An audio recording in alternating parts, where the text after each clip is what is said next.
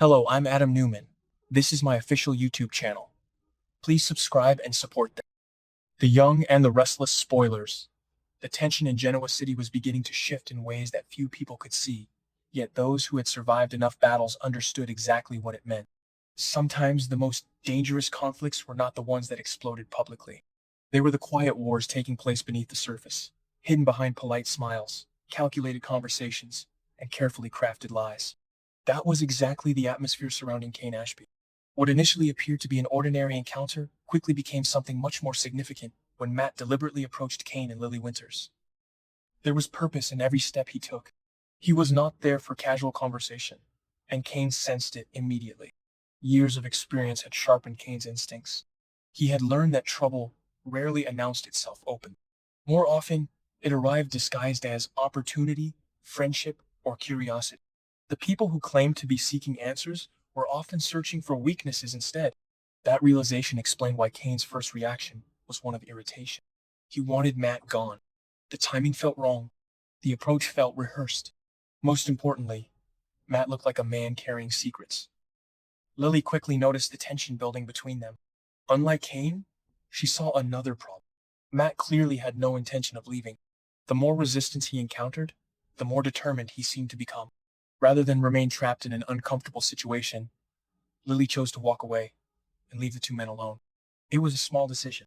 Yet in Genoa City, seemingly insignificant choices often became turning points.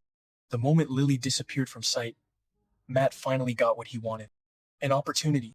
A chance to speak with Kane without interference. What happened next was surprising.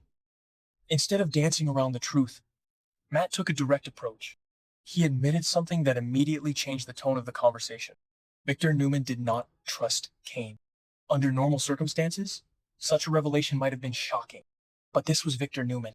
Distrust was practically woven into his DNA. Victor trusted very few people, and even those fortunate enough to earn his confidence often found themselves under surveillance. His entire empire had been built on preparation, suspicion, and the willingness to strike before others could strike him. Still, Matt's next confession carried far greater consequences. He openly admitted that Victor had sent him to investigate Kane. In other words, he was a spy. The admission should have created clarity. Instead, it created even more questions. Kane listened carefully, but internally his skepticism only grew stronger. A real spy rarely announces himself. A man who voluntarily reveals his mission is either incredibly foolish or hiding something far more important. Kane doubted Matt was foolish. That left only one possibility. The truth Matt was offering was intended to distract from another truth he was desperately trying to conceal.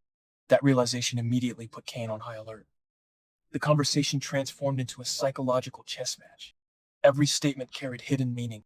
Every answer created new doubts. Every moment increased Kane's suspicion that Victor's plans extended far beyond simple surveillance. Officially, Kane denied any intention of plotting against the Newman family. It was a reasonable position. After all, few people understood better than Kane how dangerous it could be to provoke Victor Newman. Victor was not simply powerful. He was relentless.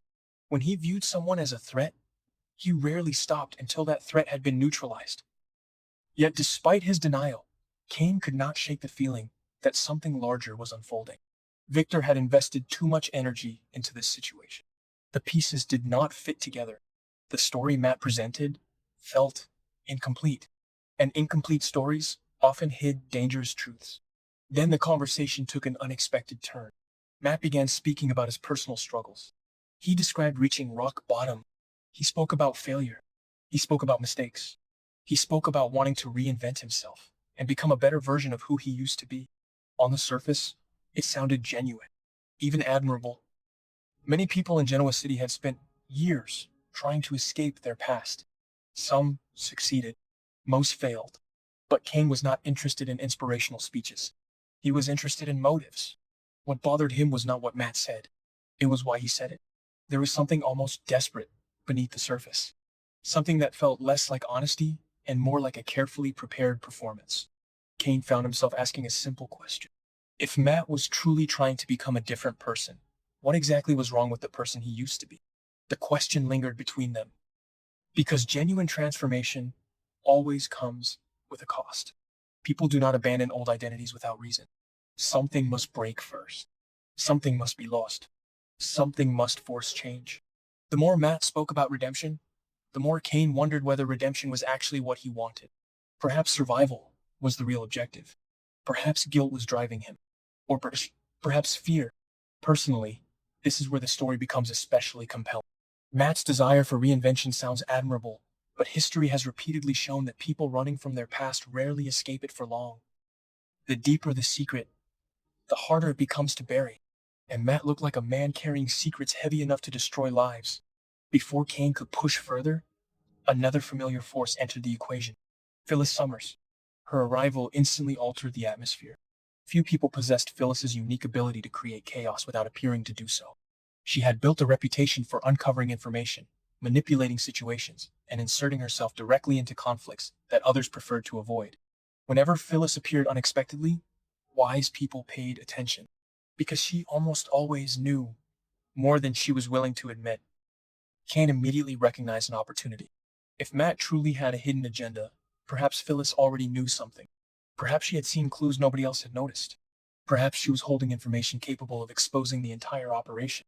But there was also a problem. Phyllis rarely gave away valuable information for free. Information represented leverage. Leverage represented power. And power had always been one of Phyllis's favorite currencies. If she possessed knowledge about Matt's real intentions, she would likely use it strategically rather than reveal it immediately.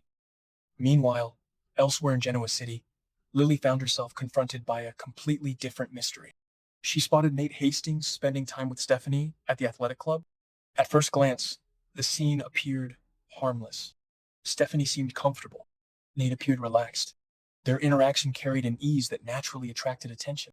As the conversation unfolded, Nate playfully teased Stephanie about her ongoing attempts to recruit him. The moment generated laughter. Yet, beneath the humor, Lily noticed something unexpected. A subtle shift in Nate's demeanor. Something reflective. Something emotional. Something deeply personal. That observation triggered a question she had not seriously considered before. Was Nate thinking about returning to medicine? The possibility carried enormous implications. Medicine had never been just a profession for Nate. It had been part of his identity, part of his purpose, part of the future he once imagined for himself. Even after moving into the corporate world, traces of that old passion remained visible. Perhaps they had never disappeared. Perhaps they had simply been buried beneath ambition, opportunity, and circumstance. Watching Nate, Lily sensed that the past might still have a powerful hold on her, and that realization created another layer of uncertainty. Because returning to medicine would not simply change Nate's career. It could reshape every aspect of his life. His priorities would shift. His relationships could be tested. His ambitions might evolve into something entirely different. Most importantly, he would be forced to confront difficult questions about who he truly wanted to become. At the same time, the growing uncertainty surrounding Kane, Matt, Victor, and Phyllis continued to intensify. Victor's shadow seemed to be everywhere. Matt's motives remained impossible to decipher. Kane's instincts warned him that a larger conspiracy was forming, and Phyllis appeared positioned to exploit whatever chaos emerged. What makes this situation so fascinating is that nobody appears to be operating with complete information. Each character believes they understand the game. Each character believes they see the truth. Yet every new revelation suggests they are only seeing fragments of a much larger picture. That is precisely why the danger continues to grow. Misunderstanding often creates more destruction than outright hostility. Suspicion becomes fear. Fear becomes anger. Anger becomes action. And once people begin acting on incomplete information, consequences become inevitable. As the pieces continue moving into place, one thing feels increasingly certain. Matt's arrival was not random. Victor's interest in Kane is not accidental. Phyllis knows more than she is revealing. And Nate may soon find himself facing a life-changing crossroads that could alter his future forever. The storm is building. The alliances are shifting. The secrets are multiplying. And when the truth finally emerges, the damage could extend far beyond anything these characters currently imagine. Because in Genoa City, the most devastating betrayals are rarely committed by enemies. They are committed by the people everyone thought they could trust.